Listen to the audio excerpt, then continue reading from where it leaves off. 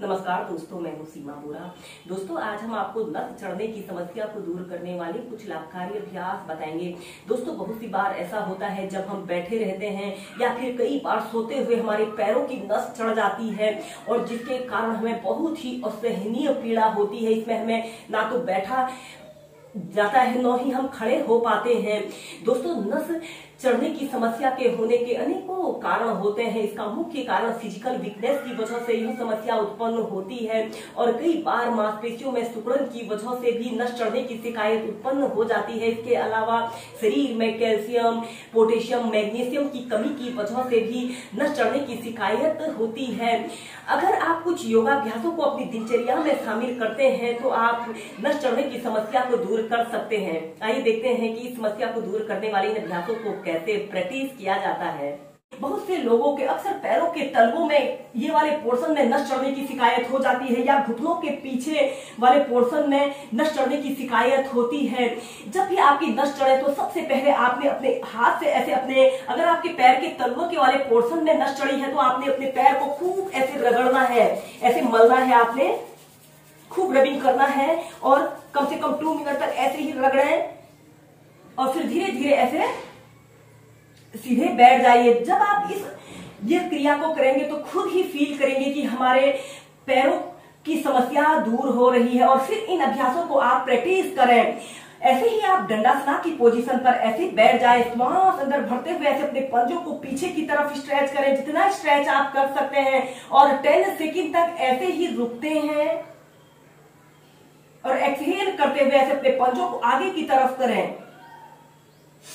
श्वास अंदर भरते हुए पीछे और श्वास छोड़ते हुए आगे। ऐसे ही कम से कम 8 से 10 बार लंबे गहरे श्वास प्रश्वास के साथ आपने करना है।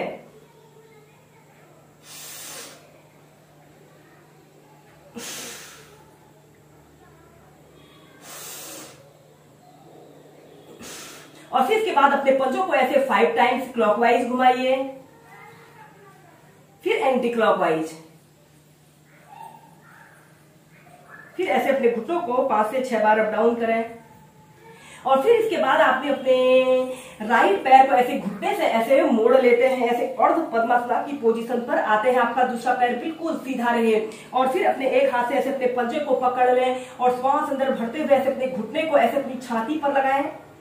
5 से 10 सेकंड तक रुकें और एक्सहेल करते हुए ऐसे अपने घुटने को जमीन पर स्पर्श कराइए। ऐसे ही 5 से 6 बार कीजिए।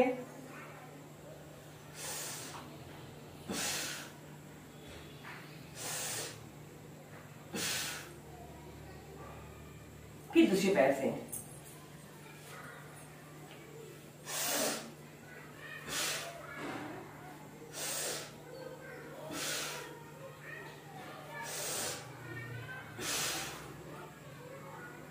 फिर सीधे।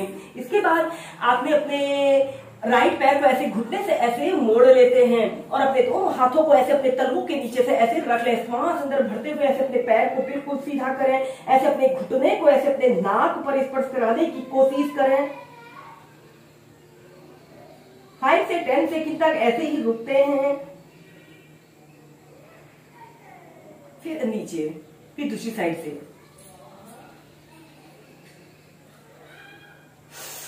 श्वास अंदर भरते हुए ऐसे ऊपर को,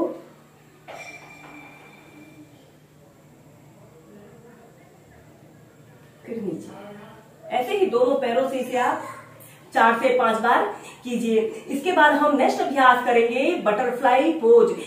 आपने अपने दोनों पैरों के तलवों को ऐसे आपस में मिला लेते हैं और अपने दोनों हाथों को ऐसे अपने पंजों के पास ऐसे रख लें। कमर गर्दन आपकी बिल्कुल सीधी रहेगी और ऐसे अपने घुटनों को ऊपर की तरफ करें और फिर नीचे और फिर तीव्रता से। यह अभ्यास हमारे शरीर की फ्लेक्सिबिलिटी को बढ़ाता है और इस अभ्यास को करने से हमारे शरीर के जोड़ों के अंगों पर बहुत ही लाभकारी प्रभाव पड़ता है। दोस्तों, अक्सर मांसपेशियों में सिकुड़न की वजह से नस चढ़ने की शिकायत होती है। जिन लोगों के बहुत से व्यक्तियों के अक्सर बार बार यह समस्या होती है, उन लोगों ने इस बटरफ्लाई पोज को कम से कम दिन में 3 बार जरूर करना चाहिए।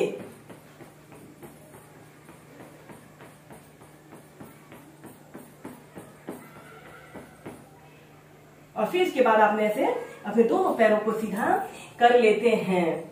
इसके बाद हम इसी में नेक्स्ट अभ्यास करेंगे कंपास पोज को बहुत ही आसान तरीके से प्रैक्टिस करेंगे। कंपास पोज स्ट्रेचिंग का एक बेस्ट अभ्यास है और इस अभ्यास को करने से हमारे सिर से लेकर पैर तक शरीर के हर अंग की एक्सरसाइज होती है।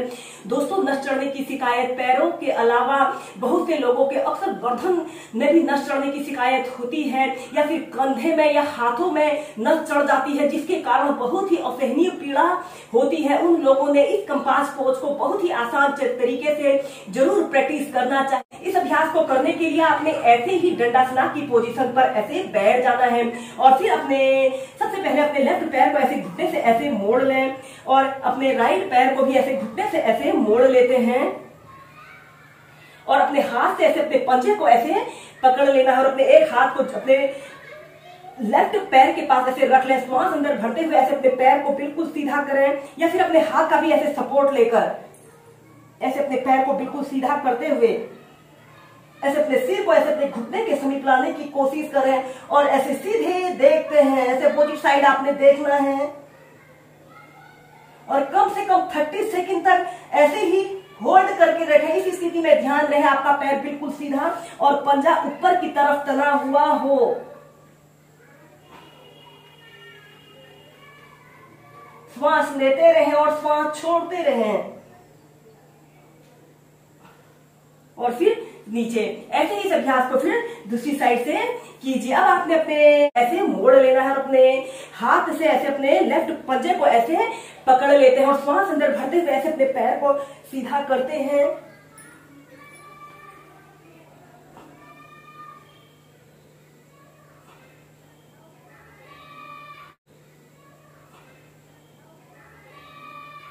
जैसे आप इस अभ्यास को आरामदायक स्थिति में प्रैक्टिस कर सके वैसे ही इस अभ्यास को आपने करना है और फिर सीधे अब दोनों पैरों से इसे आप 4 से 5 बार कीजिए।